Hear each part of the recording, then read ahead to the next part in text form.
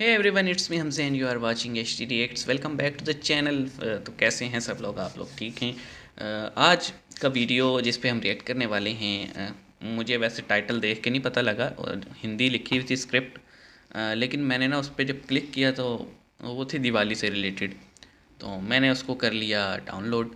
और अब जब मैंने इसको ट्रांसलेट किया इसके टाइटल को, तो टाइटल जो हमारे सामने आया है वो है कि श्री राम की पूजा में उमड़े लाखों मुसलमान, इस्लामिक देश में छाई दिवाली।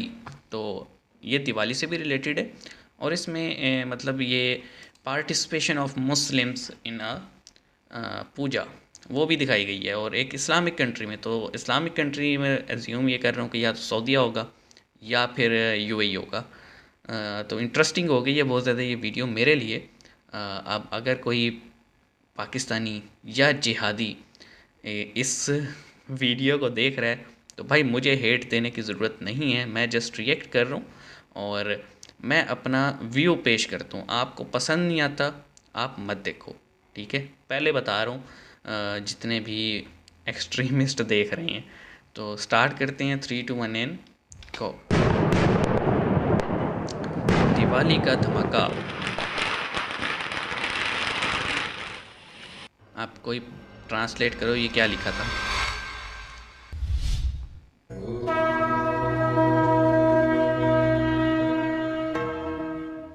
ये भी मुझे नहीं पता क्या लिखा है। हिंदू धर्म में वैसे तो बहुत सारे त्योहार मनाए जाते हैं, परंतु दीपावली का त्योहार सबसे बड़ा त्योहार है, क्योंकि यह त्योहार 5 प्रमुख त्योहारों का पुंज है, जिसमें लगातार 5 दिन धनतेरस, नरक चतुर्दशी, दीपावली, गोवर्धन पूजा व भाई दूज मनाए जाते हैं। दीपावली के इन 5 दिनों में काफी हर्षोल्लास देखने को मिलता है। लाखों करोड़ों रुपए का व्यापार हो जाता है। दीपावली का त्योहार वैसे तो विश्व के अनेक देशों में मनाया जाता है, लेकिन आज हम आपको एक ऐसे मुस्लिम देश की दीपावली के बारे में बताने वाले हैं जिसके बारे में आज दुनिया में काफी चर्चा है। यही नहीं, इस देश में दीपावली मनाने का तरीका भी भारत से बिल्कुल अलग है। दोस्तों, दीपावली के अवसर पर ज्यादातर लोग एक दूसरे को कुछ उपहार देते हैं, परंतु इस दीपावली पर सऊदी अरब ने जो उपहार भारत को दिया है वह इतना खास है कि पाकिस्तान जलकर राख हो गया है। जहां भारतीय लोग खुशी मना रहे हैं तो वहीं पाकिस्तान रो रहा है। तो आखिर क्या है यह उपहार, यह भी अवश्य बताएंगे। तो पूरी जानकारी के लिए बने रहिए हमारे साथ वीडियो के अंत तक और कमेंट में जय श्री राम अवश्य लिखें। स्वागत है आप सभी का एक बार फिर से दी साइंटिफिक हिंदू पर। चैनल पर नए हैं तो चैनल को सब्सक्राइब कीजिए। दोस्तों, आज हम आपको एक ऐसे मुस्लिम देश लिए चलते हैं जहां वर्ष 1976 से हर रोज रामायण का मंचन होता है। रामलीला का यह मंचन दुनिया का सबसे लंबे समय से चलने वाला स्टेज शो माना जाता है। इसमें सबसे हैरान कर देने वाली बात यह है कि रामलीला के कलाकार व आयोजक ज्यादातर मुस्लिम हैं। फिर भी 46 वर्षों से लगातार यह रामलीला का कार्यक्रम निर्विघ्न रूप से चल रहा है। और यही नहीं, यहाँ की रामलीला पूरे विश्व में प्रसिद्ध है।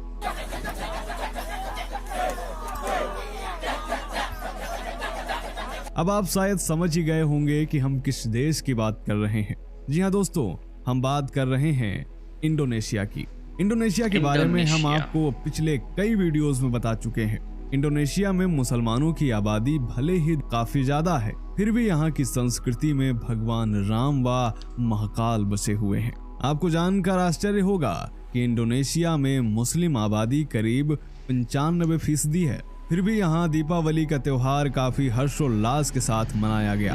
प्राप्त जानकारी के अनुसार दीपावली से पहले यहाँ के लोगों ने 30 दिनों तक का व्रत रखा। ऐसी मान्यता है कि यह व्रत लोगों को खुद को जानने, खुद पर नियंत्रण करने तथा खुद को बेहतर बनाने में मदद करता है। दीपावली का त्योहार जैसे जैसे नजदीक आता है, यहाँ पर लोग अपने घरों को पेंट करवाते हैं, शानदार सजावट करते हैं। 3 दिनों तक घरों में दीपक जलाए जाते हैं। दीपावली की रात भगवान का पूजन होता है। लोग अपने से बड़ों से आशीर्वाद लेते हैं। दोस्तों, इंडोनेशिया में दीपावली वाले दिन सुबह से ही घर में रौनक शुरू हो जाती है। यहाँ के लोग सुबह जल्दी नहाकर परिवार के साथ मंदिर जाते हैं। मंदिर जाकर यह लोग अपने अहम को दूर करने तथा किए हुए पापों के लिए क्षमा मांगते हैं। दीपावली की रात यहाँ के लोग जमकर आतिशबाजी करते हैं और इस बार भी यहाँ के लोगों में कुछ ऐसा ही दिखा। ये फुटेजेस वहीं की। और हाँ, यह बात मत भूलिए कि यह सभी मुस्लिम हैं। दोस्तों, इंडोनेशिया में हिंदुओं का सबसे बड़ा सांस्कृतिक केंद्र प्रम्बानन मंदिर है। यह मंदिर यूनेस्को की विश्व धरोहर सूची में शामिल है। यहाँ ब्रह्मा, विष्णु और भगवान शिव के मंदिर हैं। इसी मंदिर के एम्फी थिएटर में रामायण का मंचन होता है, जो वर्ष 1976 से सतत चला आ रहा है। दोस्तों, दीपावली को इंडोनेशिया की स्थानीय भाषा में गलुंगन कहा जाता है। 30 दिनों तक चलने वाले इस पर्व को अधर्म पर धर्म की जीत के तौर पर मनाया जाता है। दोस्तों, इंडोनेशिया एक मुस्लिम राष्ट्र भले ही है, फिर भी यहाँ के लोग रामायण पर बहुत विश्वास रखते हैं। आपको जानकर आश्चर्य होगा कि यहाँ हिंदुओं की धार्मिक शिक्षा में रामायण को अनिवार्य रूप से शामिल किया गया है, जिसमें यह प्राथमिक, माध्यमिक और उच्च शिक्षा का भी हिस्सा है। यहाँ के बहुसंख्यक मुस्लिम अपने पूर्वजों के त्योहार दीपावली को गर्व के साथ मनाते हैं। हालांकि तबलीगी जमात के दबाव में अब कुछ लोग इससे किनारा करने लगे हैं। यहाँ के लोग गर्व से कहते हैं कि हम लोग सिर्फ मुस्लिम ही नहीं हैं, बल्कि अपनी प्राचीन हिंदू संस्कृति के वाहक भी हैं। हम सभी बचपन से ही हिंदू और बौद्ध कहानियों को सुनकर बड़े हुए हैं। इंडोनेशिया में दीपावली का पर्व बेहद प्राचीन है। इसे आप ऐसे समझ सकते हैं कि भारत में दशरथ के माता पिता व दादा का प्रसंग शायद ही कहीं देखने को मिलता हो, परंतु इंडोनेशियाई संस्कृत नाटक सुमन सांतक, जिसका वहां मंचन किया जाता है, इसमें महाराज दिलीप से लेकर 5 पीढ़ियों जैसे कि रघु, अज, दशरथ और दशरथ की माता इंदुमती तथा भगवान राम के प्रसंगों के साथ उनके अयोध्या लौटने पर दीप प्रज्वलन के इस उत्सव का भी वर्णन मिलता है। दोस्तों, इंडोनेशिया के अलावा दुनिया के विभिन्न देशों में लगातार हिंदू धर्म बढ़ रहा है, इसलिए दीपावली का त्योहार अब विश्व के अनेक देशों में मनाया जाने लगा है। परंतु इस बार सऊदी अरब ने भारत को दीपावली पर सबसे बड़ा उपहार दिया है। जी हाँ दोस्तों, मीडिया रिपोर्ट्स के अनुसार सऊदी अरब ने 21-22 नवंबर को G20 शिखर सम्मेलन में आयोजन की अपनी अध्यक्षता के लिए एक 20 रियाल के बैंक नोट को जारी किया है, जिसमें यह बताया गया है कि बैंक नोट में प्रदर्शित विश्व मानचित्र में गिलगित बाल्टिस्तान और पीओके के हिस्सों को पाकिस्तान में नहीं दिखाया गया है। मीडिया रिपोर्टों में यह कहा गया है कि सऊदी अरब का यह कदम पाकिस्तान का अपमान करने जैसा है। दोस्तों, पीओके कार्यकर्ता बुधवार को ट्वीट करके यह जानकारी शेयर की और बताया कि सऊदी अरब ने पाकिस्तान के कब्जे वाले कश्मीर और गिलगित बाल्टिस्तान को पाकिस्तान के नक्शे से हटा दिया है। उन्होंने इसकी एक तस्वीर भी ट्वीट की, जिसमें कैप्शन दिया कि भारत के सऊदी अरब का दीपावली गिफ्ट पाकिस्तान के नक्शे पर गिलगिट बाल्टिस्तान और कश्मीर को हटाता है। अर्थात अब सऊदी अरब ने भी मान लिया है कि गिलगिट बाल्टिस्तान और पीओके भारत का ही अखंड हिस्सा है। दोस्तों, मीडिया में यह खबरें आने के बाद कट्टरपंथी आग बबूला हुए जा रहे हैं। यहाँ आपको बताते चले कि विदेश मंत्रालय ने सितंबर में कहा था कि उन्होंने 15 नवंबर को होने वाले तथा कथित गिलगित बाल्टिस्तान विधानसभा चुनाव के संबंध में रिपोर्ट देखी और इस पर कड़ी आपत्ति जताई। इस निर्णय पर भारत सरकार ने भी पाकिस्तान का कड़ा विरोध किया था और कहा था कि जम्मू कश्मीर और लद्दाख, जिसमें पीओके तथा गिलगित बाल्टिस्तान भी शामिल हैं, वह भारत का अभिन्न हिस्सा है। दोस्तों, सऊदी अरब के इस कदम ने पाकिस्तान को करारी चोट दी है, जिससे भारतीय लोग खुश हैं, वहीं कट्टरपंथी बौखलाए हुए हैं। तो दोस्तों, आज की यह जानकारी आपको कैसी लगी, कमेंट करके अवश्य बताएं। जी, तो दोस्तों, इसमें बहुत सारी इन्फॉर्मेशन थी जो कि 8 मिनट में प्रॉपरली हज़म करना थोड़ा मुश्किल है, लेकिन जितनी मुझे बातें याद रही हैं, आप देखें ना, मैं जस्ट आपके लिए बहुत सारी अब मैंने वीडियोस में बोलना बंद कर दी है, क्योंकि लोग हमें ये कहते हैं कि यार बीच में मत बोल। तो हम बीच में इसलिए बोलते हैं कि पॉइंट्स साथ साथ क्लियर हो जाते थे, लेकिन अब हम कोशिश कर रहे हैं। बाकी जैसे आप कमेंट सेक्शन में हमें कहेंगे, हम उस वाले ट्रैक पे ही रहेंगे।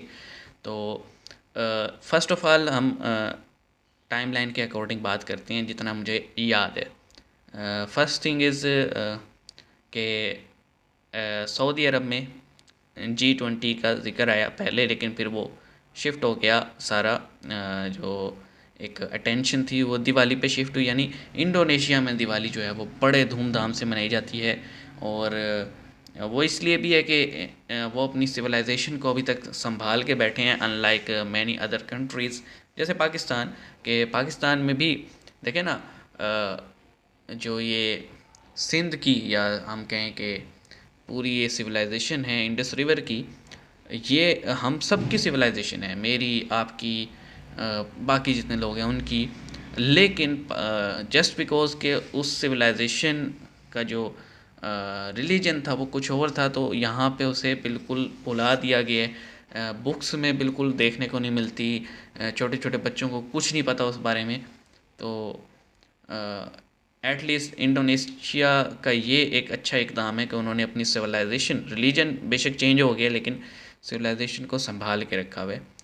अगर वो एक आता है ना टॉन्ट पाकिस्तानियों के लिए कि ईरान में से इस्लाम निकाल दें वो फिर भी ईरानी रहेंगे, सऊदी में से या अरबी में से इस्लाम निकाल दें अरबी रहेंगे, तो इंडोनेशिया वालों में से भी इस्लाम निकाल दें स्टिल वो इंडोनेशिया वाले ही रहेंगे।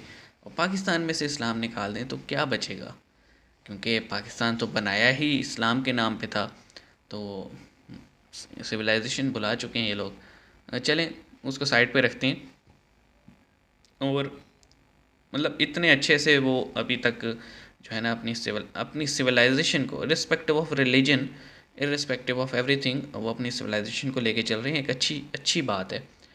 The second thing was G20।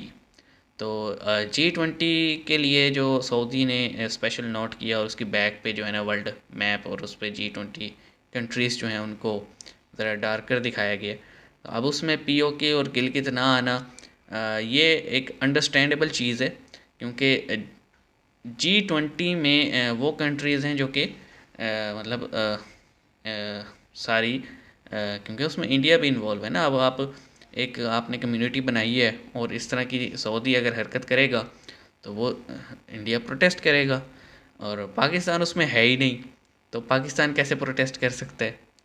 तो एक मतलब एक बड़ा ही आसान सा इसको समझने के लिए है कि क्योंकि G20 में वो सारी कंट्रीज़ हैं जो कि इंडिया का जो क्लेम है उसे करती हैं, तो उन्होंने वो नोट जारी किया। G20 में से कोई भी मेरा नहीं ख्याल के ऑब्जेक्शन करेगा। हाँ, पाकिस्तान में ऑब्जेक्शन होगा, बट मैं ये समझता हूँ कि मैं गिलगित या कश्मीर वालों की तरफ से बोलूँ मुनासिब नहीं है। वो अपना जो भी राइट है, गिवन द फैक्ट के जो हालात हैं पाकिस्तान के, तो रेफरेंडम हो जाना चाहिए। और मुझे पक्का यकीन है कि अगर आज रेफरेंडम होगा तो वो लोग इंडिया को ज्वाइन करना ज़्यादा बेहतर समझेंगे। ये मेरी पर्सनल राय है, ठीक है। तो बाकी उनका इलाका, उनकी कॉल, हम तो पंजाब के रहने वाले हैं। हाँ, हमें पंजाब का आजकल कोई कहे ना कि अगर पंजाब को रीयूनाइट कर दिया जाए ओरिजिनल पंजाब से, तो मैं तो खुशी खुशी हाँ बोलूँगा, बिकॉज़ पंजाब को डिवाइड किया गया था। चलें, बहरहाल मिलते हैं नेक्स्ट वीडियो में। अपना ख्याल रखिएगा, सब्सक्राइब कीजिएगा। See you guys in the next video.